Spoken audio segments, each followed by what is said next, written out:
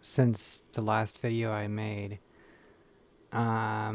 We are very close to this potential buy where I'm I'm getting cold feet about, but I'm still gonna keep it just because I'm playing the game.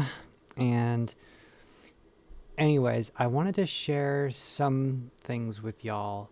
This is a post that I made, or a response that I made about XRP, and I I just posted it. It's only got one like, um, and it has a probably a spam comment.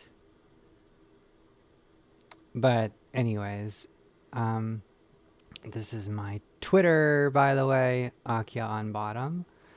Um, but anyways, yeah, this is kind of what I think is going to happen. For Bitcoin, this is the liquidation heat map. If we're about to go into a bull market, then why wouldn't they grab this liquidity? That's that's just what makes sense to me. Also, I've got to get a hold of this liquidation heat map. This is really cool. I'll have to figure out who makes it and where to get it. Look at what Gemini posted. This was yesterday, 24 hours ago, when this happened. This is like a stereotypical, like, um, what is it? Like, buy the hype, sell the news? Like, it seems like they knew what was going on. So, what is this?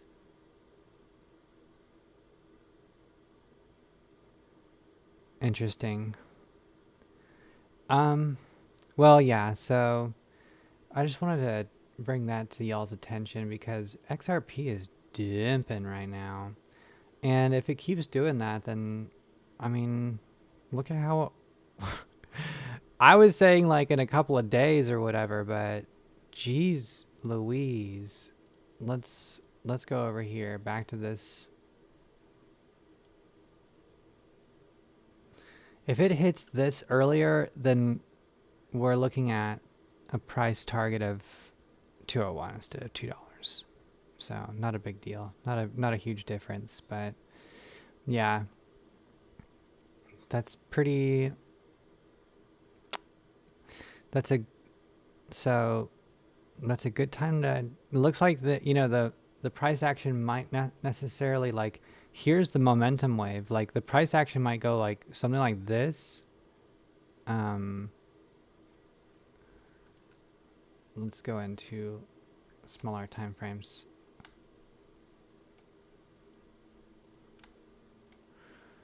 The price action might go to something like this, or even steeper, and it could bounce from here, or it could just keep going down and bounce, and that's $2. And then start going from there. And this is what July. This is 4th of July. Wow. So, I mean, look at these other times where the price is just dumped.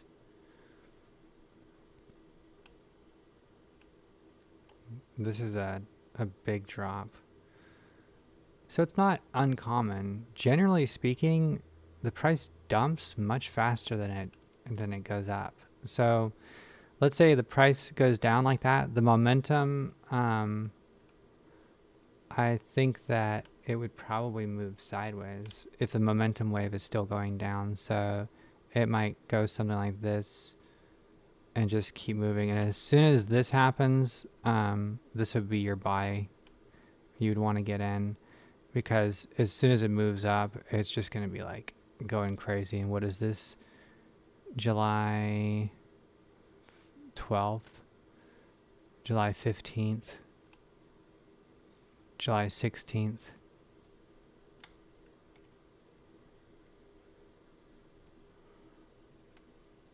Okay, so yeah, end of July, July 22nd, and we're at $3. I think this is potentially um, a, a possible outcome. Let's see what that looks like on the daily, actually.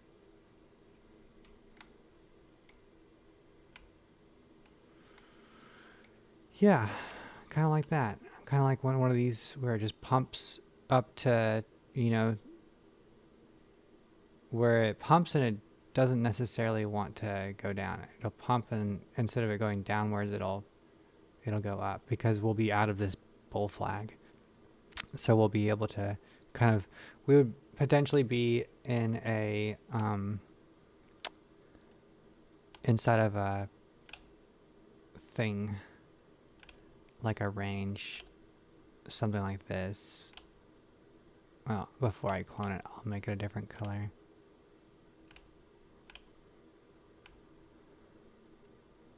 So then it would just keep like staying inside of this range. And there's $4 and comes back down to 3 something. So yeah, this is potentially what the bull market's going to look like. And then it'll break out of that range and do something else. It might come back down and test this, but yeah, that's what I think is what we're looking at. Look at how it's done that before. And then it's possible that we'd find ourselves in another another bull flag.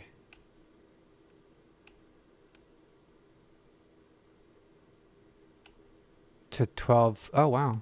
That takes us all the way. So that's January, the end of January in 2026. That does not look unthinkable. Just letting you know. That's a possibility right there. And here we are. We're like this little minnow. And in the grand scheme of things, this price action doesn't matter that much. But when you're leveraged out like I am at where am I 30x leverage, then yeah, it does matter. Man, I almost got it. Well, I don't know what's going to happen, so I'm not going to try to buy in right now, but I will regret it if I miss out on this. Let's take a look. Does it look like it's turning around? It doesn't. It does not. Money flow's at least flatlining a little bit. What I mostly try to pay attention to is the momentum, the money flow, and then the VWAP is like a nice... The VWAP really kind of propels the momentum even more.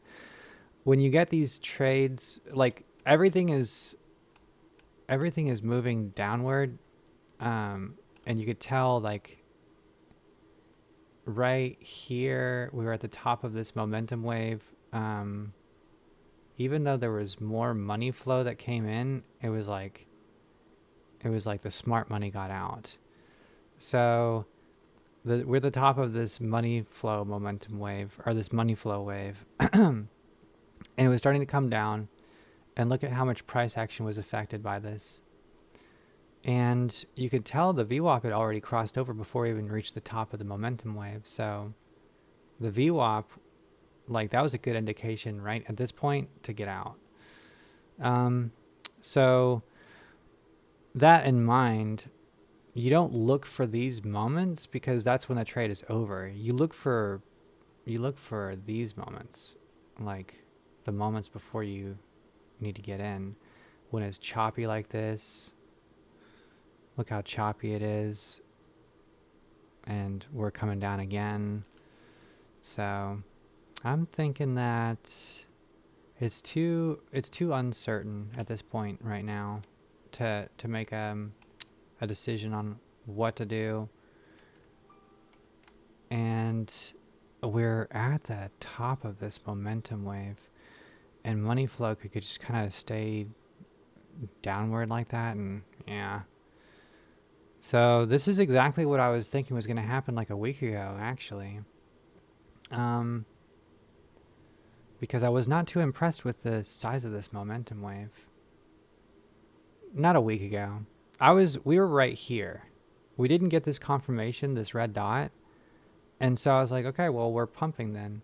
But then once I started seeing like indications that this momentum wave was going to be small, I was like, y'all, everybody's like shouting like we're going to the moon, but I'm thinking like, y'all, this is not a big momentum wave. Like we need a big chunky momentum waves in order to make a lot of, price action, see a lot of movement in the price action like this one right here.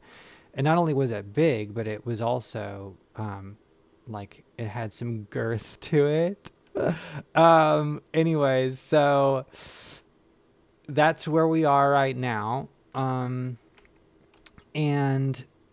now we are on our way down. I think that we're on our way down. So it's unfortunate. It's unfortunate, I don't know. Like, I want to cash out of this trade and just, have money. But I don't know. It's XRP does such a good job of faking you out all the time. So, yeah. So, but I do feel like this is what's going to happen. I've called it, and I posted this earlier today, but I've been calling it. Like, if we go to my profile, June 29th, July 28th. What did I say? I said 212.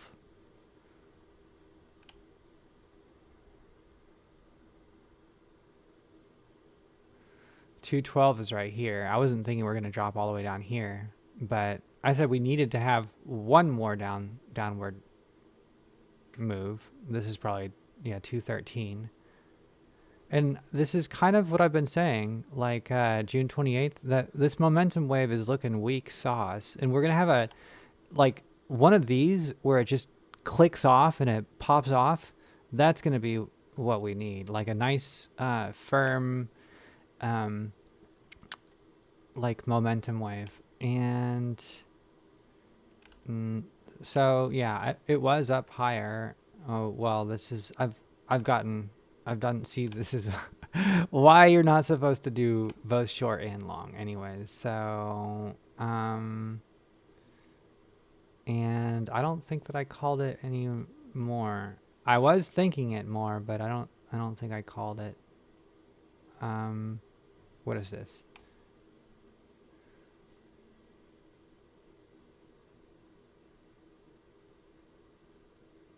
Oh, I took a short position because I was looking at well, this was an exaggerated bearish divergence. I didn't post my trade. Well, yeah, so I think that's pretty much it. Another thing is liquidity. There's liquidity down here. That's 150. Well, I wonder what the liquidity looks like.